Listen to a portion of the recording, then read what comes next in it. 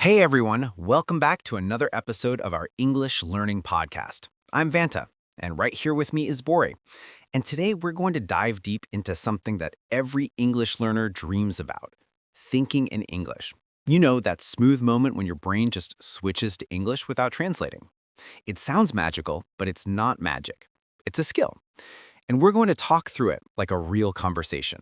Clear, natural, slow, and full of useful examples. Absolutely.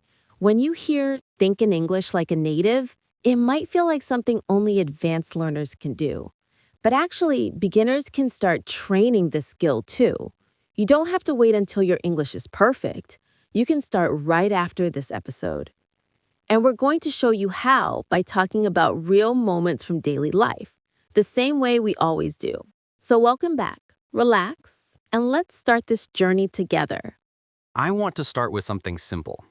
Imagine you're in your room in the morning. You're getting ready, brushing your teeth, choosing your clothes. Normally, you think in your first language, right? But what if you tried something different? What if you started naming things in English, like toothbrush, mirror, shirt, fan, window, bag? That tiny action is already thinking in English. It's small, but small steps become big steps. Yes, and it really changes the way your brain reacts. When I was learning another language, I did this exact thing. I would walk around the house and name everything I saw. And sometimes I couldn't remember a word. But instead of switching to my own language, I described the thing using simple English. For example, if I forgot the word remote, I'd say the thing I used to change the TV. That's thinking in English. It forces your brain to stay in the language. I love that trick.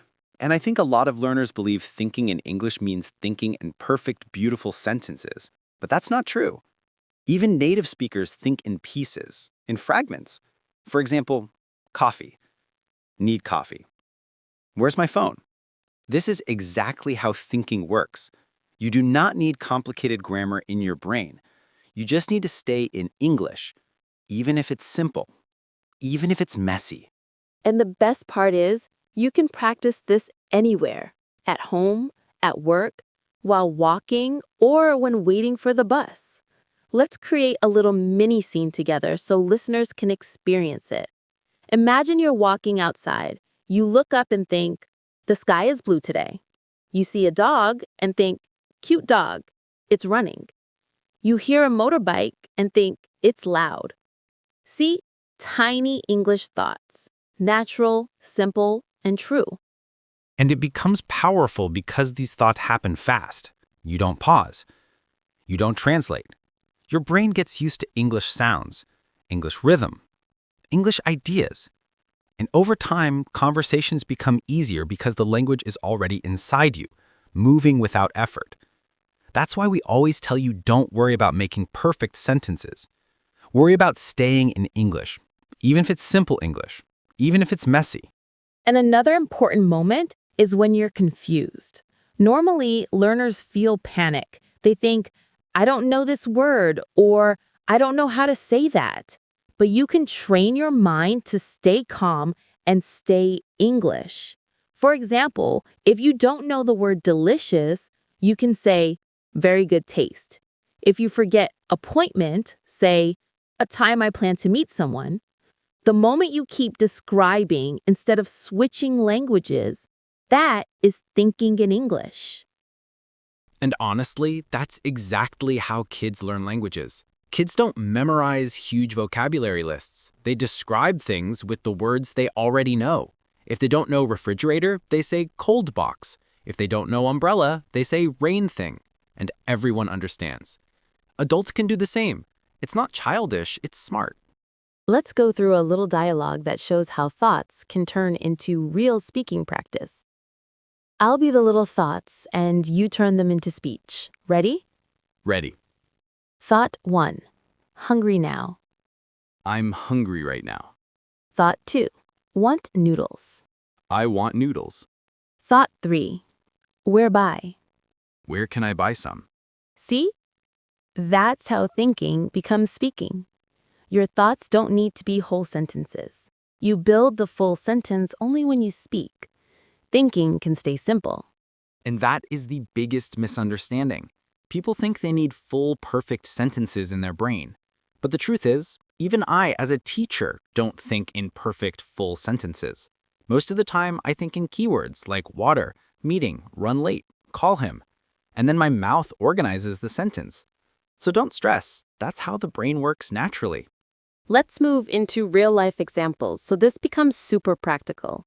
Imagine you're at a restaurant. Instead of thinking, how do I say this in English?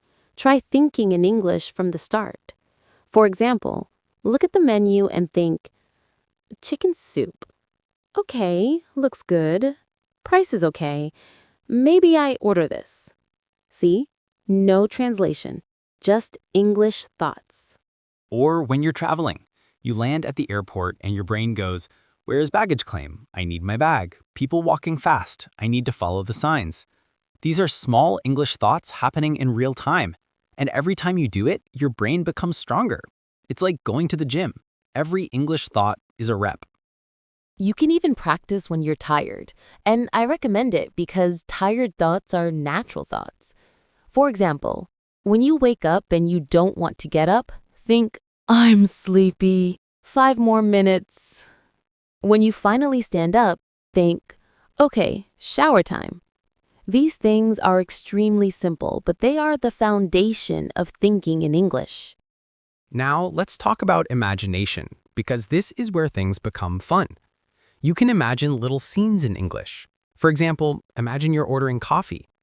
Imagine the barista asking you, what would you like today? And you answer in your mind, a latte, please. Or imagine you're talking to a friend about your day. You say, I had a long day. I'm tired. This kind of imagination is powerful because it's natural speaking without pressure. That's something I did all the time when learning languages. I would imagine fake conversations, like, what's your plan for tomorrow? I need to go to the bank. I didn't have anyone to practice with, but I practiced with myself. And honestly, it works. And listeners, you can do this anywhere. In the shower, on the bus, when cleaning the house, before bed. Those moments add up. Speaking of cleaning, let's make a full thinking in English scene together. Imagine you're cleaning your room. You think, wow, so messy. Okay, let's start. Clothes on the chair, put them in the basket, dust on the table, need a cloth. Wipe, wipe, wipe. Better now. Open window. Fresh air. That whole scene is English thinking. And it's easy. Anyone can do it. And if you do this every day, even for 5 minutes, your English will start to feel automatic. You'll start speaking faster, understanding faster, and expressing ideas without searching in your memory. That's the real goal. Not speaking like a textbook, but thinking naturally so that speaking becomes smooth. Another thing that helps is connecting emotions to English thoughts. For example, when you're happy, think, I feel good today. When you're annoyed, think, this is annoying. When someone does something kind, think, that's nice.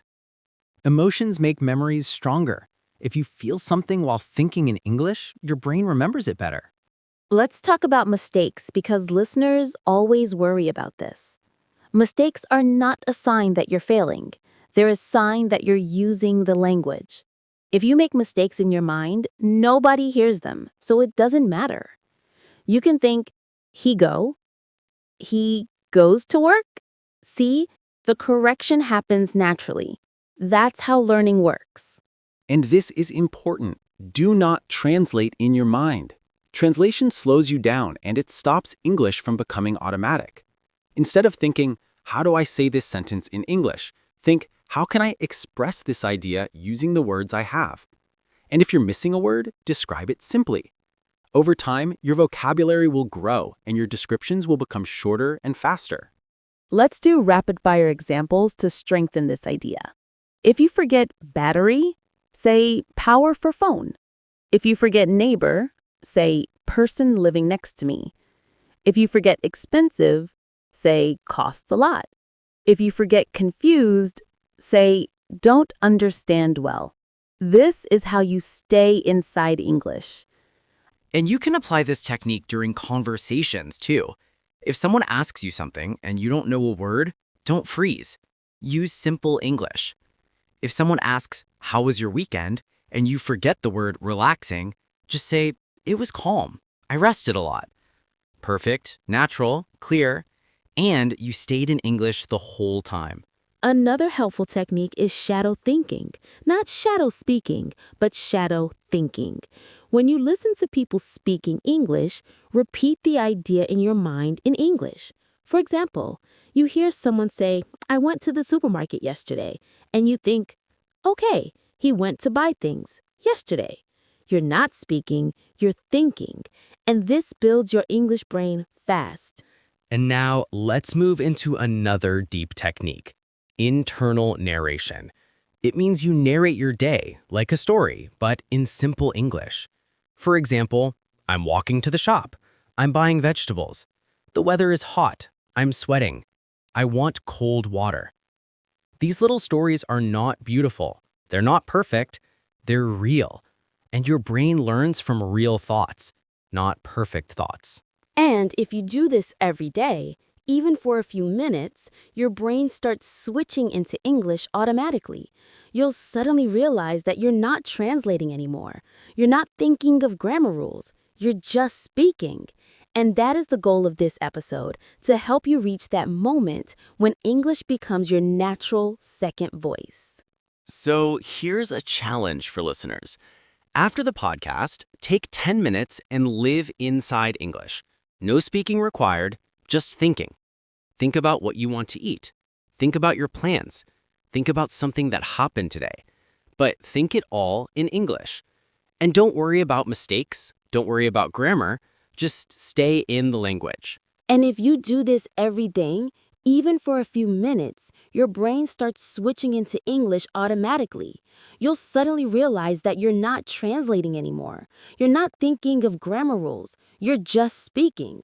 And that is the goal of this episode, to help you reach that moment when English becomes your natural second voice. So here's a challenge for listeners. After the podcast, take 10 minutes and live inside English. No speaking required, just thinking. Think about what you want to eat. Think about your plans.